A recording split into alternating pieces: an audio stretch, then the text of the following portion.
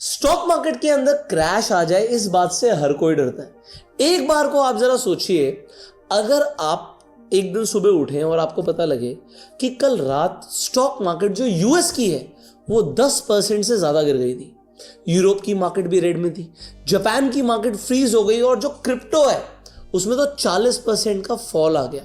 Global news चिल्ला चिल्ला कर बता रहे हैं कि ग्लोबल फाइनेंशियल क्राइसिस शुरू हो चुकी है। तो सबसे पहला सवाल आएगा, भाई हमारा क्या होगा, इंडिया का क्या होगा, मेरे म्यूचुअल फंड, मेरी एसआईपी, मेरा स्टॉक मार्केट का जो पोर्टफोलियो है वो सेफ है भी या नहीं है। आज इस वीडियो में हम इमोशन नहीं बल्कि फैक्ट्स के ऊपर बात करेंगे। ग्लोबल मार्केट अगर क्रैश होता है तो क्यों होता है, हिस्ट्री में कब हुआ है, आज 2026 के आसपास दुनिया किस सिचुएशन में खड़ी है और सबसे इंपॉर्टेंट, क्या इंडिया सेफ है, क्या इंडिया की मार्केट भी गिरेगी। वीडियो को एंड तक देखना क्योंकि लास्ट में मैं बताऊंगा कौन सा इन्वेस्टर सेफ रहेगा और कौन सा इन्वेस्टर बर्बाद हो जाएगा और तुम्हें अभी कोई एक्शन लेना चाहिए या नहीं। सबसे पहले हम ये समझते हैं कि स्टॉक मार्केट में क्रैश होता क्या है। क्रैश का मतलब सिर्फ इतना नहीं होता कि अगर मार्केट 2% गिर गई तो आप सोचो कि 2% गिरने पे क्रैश हो गया।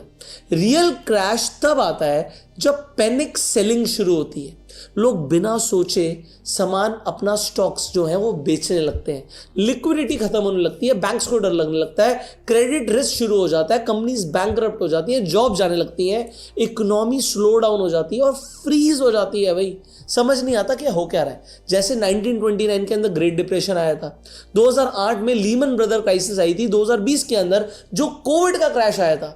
हर क्रैश का पैटर्न सेम होता है, पहले बूम, फिर ग्रीड, फिर बबल बर्स्ट होता है, पैनिक क्रिएट होता है और क्रैश आता है। जैसे डिप्रेशन की अगर मैं बात करूं तो 2008 के अंदर जो क्रैश आया था, अगर आपको याद है 2008 में क्या हुआ था, यूएस में हाउसिंग बबल बना, बैंक्स ने बिना सोचे समझे लोन्स बांटे, जो सीडीओ सीडीएस की जैसी हम बात करते हैं वो फाइनेंशियल बॉम्ब बन गए, डिफॉल्ट शुरू हुआ, लीमन ब्रदर कोलैप्स हो गया और पूरे वर्ल्ड का जो क्रेडिट सिस्टम है वो खत्म हो गया। यूएस का मार्केट 50% गिर गया था, क्या इंडिया का नहीं गिरा? निफ्टी 6000 से 2500 आ गई, रियल एस्टेट में क्रैश आया, जॉब्स गई, सैलरीज कट हुई, ग्रोथ तो गायब ही हो गई। लेसन क्या है, जब अमेरिका छींकता है ना तो पूरी दुनिया को बुखार आ जाता है। इस बार भी यूएस के अंदर एआई बबल बन रहा है। अब आज इस दुनिया की सिचुएशन को समझते हैं। 2026 की जब मैं बात कर रहा हूं, आज दुनिया बहुत ही ज्यादा फ्रेजाइल है, रिकॉर्ड लेवल पे तो डेट चल रहा है। यूएस की गवर्नमेंट $38 ट्रिलियन का कर्जा है, जापान का जो डेट है उसकी जीडीपी से ज्यादा है, यूरोप में स्लो डाउन आ गया है, हाई स्पेंडिंग हो रही है, चाइना के अंदर रियल एस्टेट क्राइसिस है और हिडन डेट है इस वक्त। अब यहां पर देखिए, जापान ने इंटरेस्ट रेट इस बार बढ़ाए हैं, जो पिछले दशकों में नहीं हुआ वो अब हो रहा है। इंटरेस्ट रेट बढ़ना इकोनॉमी के लिए अच्छा नहीं होता। तो अगर आप इन्वेस्ट करते हैं तो समझिए, हाई इंटरेस्ट का मतलब है कि इकोनॉमी स्लो हो जाएगी और अगर इकोनॉमी स्लो हो जाएगी तो डिफॉल्ट बढ़ेगा और डिफॉल्ट बढ़ेगा तो बैंक का स्ट्रेस भी बढ़ेगा। अब वॉर्स और जियोपॉलिटिक्स को देख लीजिए, रशिया यूक्रेन का वॉर खत्म होने का नाम ही नहीं ले रहा, मिडिल ईस्ट में टेंशंस बनी हुई हैं। अभी जो यूएई के प्रेसिडेंट है वो इंडिया आए थे, डिफेंस डील हमारी साइन हुई है, बट फिर एक इस्लामिक नेटो वाली टेंशन भी बन गई है। इस्लामिक नेटो पे मैंने अलग से वीडियो बनाई है, अगर आपने नहीं देखी है तो आई बटन पे लिंक है, वो आप जाकर देख सकते हैं। अब चाइना ताइवान का रिस्क देखिए, ट्रेड वॉर चल रहे हैं, एनर्जी की इनसिक्योरिटी है। फोर्थ अगर आप समझे तो एआई का जो बबल बना है उससे जॉब भी डिस्टर्ब हो रही है, मिलियंस ऑफ जॉब इस वक्त रिस्क में है और सोशल इंस्टेबिलिटी का जो रिस्क है वो बहुत ज्यादा बढ़ गया। आप देखिए एआई लोगों की जॉब छीनता जा रहा है, तो इस वक्त करें तो करें क्या, लोगों को समझ नहीं आ रहा और ये भी मार्केट के लिए एक अनसर्टेनिटी पैदा करता है। अब फिफ्थ पॉइंट समझते हैं कि इस वक्त जो स्टॉक मार्केट्स हैं क्या उनकी वैल्यूएशन सही है? नहीं, एक्सपेंसिव वैल्यूएशन है, खासकर यूएस के टेक स्टॉक्स की एक्सट्रीमली ओवर वैल्यूड है और एक्चुअल में दुनिया बोल रही है कि एआई बबल बन चुका है। क्रिप्टो की बात करें, अगेन स्पेकुलेशन जोन, मतलब आज का सिस्टम जो है बहुत ही ज्यादा लेवरेज पर डिपेंड करता है। थोड़ा सा भी क्रैश आता है ना, करेक्शन आता है तो क्रिप्टो में हम देखते हैं कि लिक्विडेशंस कितने बड़े आ रहे हैं। अब बात है क्या सच में कोई बहुत बड़ा क्रैश आएगा? मैं 2-4% के फॉल की बात नहीं कर रहा, क्रैश कब आएगा ये कोई नहीं जानता, पर क्रैश आना श्योर है क्योंकि एआई का बबल तो बन ही चुका है। मार्केट्स का ये नेचर है, ये मार्केट की साइकिल है। अगर आपको अनरियलिस्टिक बूम दिखता है, देखो अब पिछले 3 साल से मार्केट भागती जा रही थी, तो बर्स्ट होगा, फिर बूम होगा, फिर बर्स्ट होगा। क्वेश्चन ये नहीं है कि क्रैश आएगा या नहीं, रियल क्वेश्चन क्या है इसे समझिए। रियल क्वेश्चन ये है, जब क्रैश आएगा तो उस टाइम पर तुम प्रिपेयर्ड हो या नहीं। अब इस वीडियो में हम समझते हैं इंडिया के बारे में। अगर आप इंडिया की बात करते हैं तो सब बोलते हैं कि इंडिया अलग है, इंडिया सेफ है, इंडिया के पास एक ग्रोथ स्टोरी है, तो सब इंडिया की अच्छाइयों की बात कर रहे हैं। देखिए मैं भी आप सबसे पहले फैक्ट्स दिखाऊंगा, पहले मैं इंडिया के पॉजिटिव्स की ही बात कर लेता हूं। देखो इंडिया फास्टेस्ट ग्रोइंग इकोनॉमी है, इसमें कोई डाउट नहीं है, हमारे पास यंग पॉपुलेशन है। अगर आप देखोगे मैन्युफैक्चरिंग का जो शिफ्ट है वो इंडिया आ रहा है चाइना से, इंडिया डिजिटल इकोनॉमी भी बन रहा है, इंफ्रास्ट्रक्चर का भी बूम चल रहा है, डोमेस्टिक कंजम्पशन बहुत स्ट्रांग है और एसआईपी का कल्चर अब बढ़ता जा रहा है। बट नेगेटिव समझिए, इंडिया भी ग्लोबल सिस्टम का ही एक पार्ट है। एफआईआई जब बेच रहे हैं तो मार्केट गिरता है, और एफआईआई भी बेच रहे हैं, ऑयल के प्राइस बढ़ने से भी इन्फ्लेशन बढ़ता है, रुपी वीक होता जा रहा है, रिकॉर्ड लो लेवल पर है, एक्सपोर्ट्स इफेक्ट हो रहे हैं, हमारे आईटी, फार्मा, मेटल्स, ऑटो सबके ऊपर इस वक्त प्रेशर है। मतलब इंडिया स्ट्रांग है, पर आइसोलेटेड नहीं है कि इंडिया पर ग्लोबल मार्केट का कोई असर ही नहीं पड़ेगा। क्रैश आया तो इंडिया में क्या होगा इसे हमें समझना जरूरी है। अगर ग्लोबल करेक्शन आता है, क्रैश आता है, तो एफआई अपना पैसा निकालेंगे, रुपी जो है और गिरेगा, मार्केट हमारा भी 30 से 50% तक गिर सकता है। मुश्किल है बट गिर सकता है। सबसे ज्यादा पिटाई कहाँ होगी? स्मॉल कैप और मिड कैप में। रियल स्टेट भी स्लो हो जाएगा, जो प्राइस देख रहे हो ना भागते जा रहे हैं, जॉब्स पे प्रेशर पड़ेगा, स्टार्टअप्स बंद हो जाएंगे क्योंकि और फंडिंग नहीं मिलेगी। बट इंडिया के अंदर एक चीज देखी है मैंने कि रिकवरी भी बहुत तेज आती है।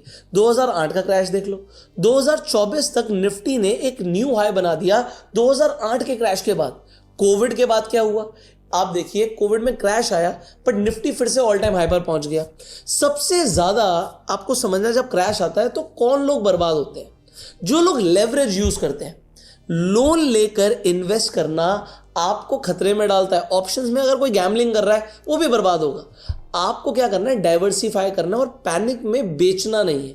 जो लोग पैनिक में बेच देते हैं वो बर्बाद हो जाते हैं। बट पैसा कौन कमाता है? पैसा कमाते हैं जो लोग एसआईपी करते हैं, जो लोग क्रैश के अंदर भी अपने कैश को रिजर्व रखते हैं, इमोशंस पर कंट्रोल करते हैं। ऐसा नहीं है कि मार्केट में आपको तनाव दिख रहा है आप बेच के बाहर निकल जाओ, फिर तो सब खत्म हो गया ना। अगर आपने देखा, आपने इन्वेस्टमेंट करी थी, म्यूचुअल फंड में एसआईपी करी थी, पोर्टफोलियो रेट दिख रहा है, आपने बेच दिया तो लॉस आपका रियलाइज हो जाएगा। देखो ये होल्ड करना और वॉलेटिलिटी को समझना, यही तो समझदारी है। आपको क्वालिटी कंपनीज में इन्वेस्टेड रहना है, क्योंकि क्रैश हमेशा एक अपॉर्चुनिटी होती है। आपको सस्ते में ईटीएफ, सस्ते में म्यूचुअल फंड्स मिलते हैं। तो अभी क्या करना चाहिए इसे समझते हैं। पहली बात तो ओवर कॉन्फिडेंस में मत आओ, मार्केट हमेशा ऊपर ही जाएगा ऐसा नहीं है, ये सबसे डेंजरस थॉट है।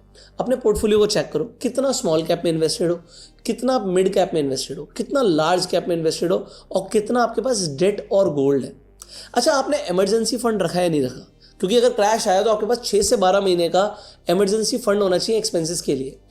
आपको एसआईपी तो बिल्कुल बंद नहीं करनी, क्योंकि क्रैश में एसआईपी सबसे बड़ा वेपन है आपके पास। लेवरेज से दूर रहो। मार्केट में अगर क्रैश आता है तो लेवरेज का मतलब है फाइनेंशियल सुसाइड। अब क्रैश में कई सारे लोग, आपने सुना होगा कि अमीर बनते हैं। वॉरेन बफे भी क्रैश का वेट कर रहे हैं, वो अपॉर्चुनिटी के लिए बैठे हैं। 2008 में जब लोग इन्वेस्ट कर पाए क्रैश के अंदर, वो आज मल्टी मिलियनर बन गए। 2020 के अंदर जो लोग डरे नहीं, आज उनका पैसा 3 से 4 गुना हो चुका है। क्रैश इम्पेशेंट लोगों को मार्केट से बाहर निकाल देता है और पेशेंट लोगों को अमीर बनाता है। और वॉरेन बफे भी तो ये कहते हैं, stock market is an instrument to take money from impatient people and give money to patient people. So आपको पेशेंट रहना है। देखो अगर आप पैनिक में आओगे, बेच दोगे, अभी मार्केट भी डरा रही है, मुझे भी मतलब एक्चुअल में देख के डर लगता है जब मार्केट इतना बड़ा बड़ा रेड कैंडल्स दिखाती है। बट आपको समझना है, इंडिया क्रैश से बचेगा नहीं, बट इंडिया क्रैश में रिकवर करेगा।